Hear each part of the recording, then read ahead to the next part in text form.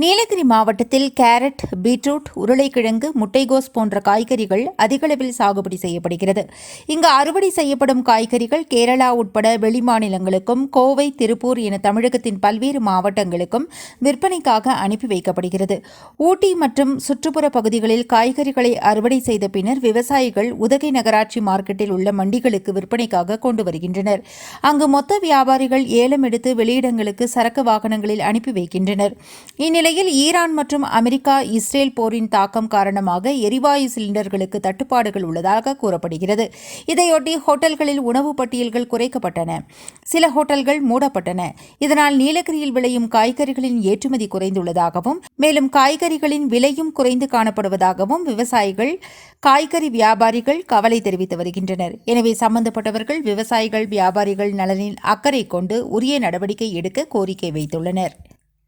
அனைவருக்கும் வாழ்த்துக்கள்.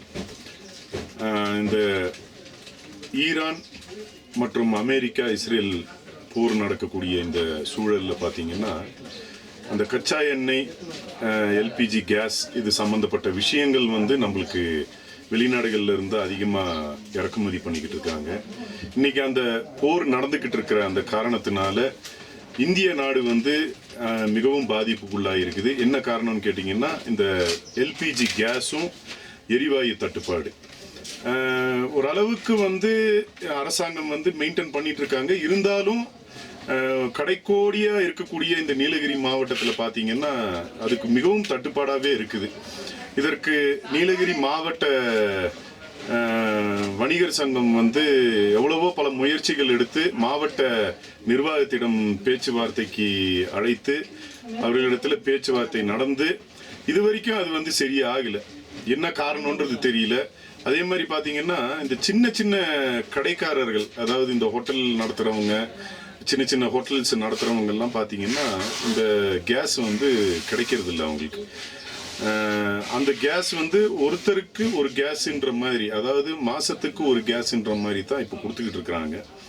அதெல்லாம் பத்தாது. அதனால என்ன பண்றாங்கன்னா, அவங்களுடைய வாழ்வாதாரம் மிகப்பெரிய அளவில் பாதிக்கப்படுது.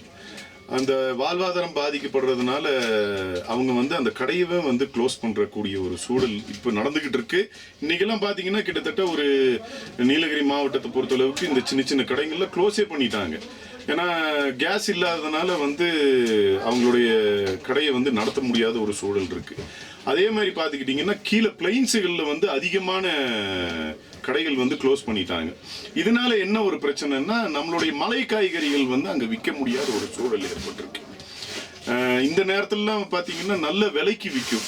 இப்போ பார்த்தீங்கன்னா அந்த விலையே இல்லாத மாதிரி ஆயிடுச்சு. உருளைக்கிழங்கெல்லாம் ரொம்ப விலை கம்மியாக போயிட்டு இருக்கு. உருளைக்கிழங்கு, புரோக்கோலி, சமவெளி பிரதேசத்துக்கு அனுப்பிச்சுடுற காய்கறிகள் அத்தனையுமே விலை கம்மியாயிடுச்சு. கேரட் முதல் கொண்டு எல்லாமே விலை கம்மியாயிடுச்சு.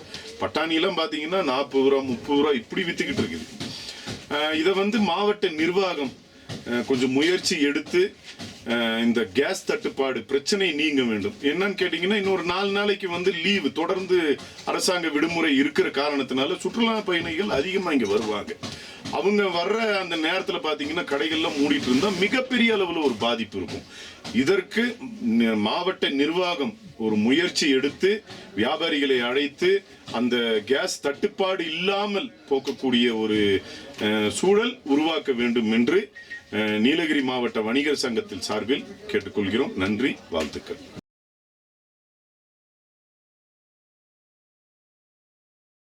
ராகம் டிவி யூடியூப் பக்கத்தை சப்ஸ்கிரைப் செய்யுங்கள்.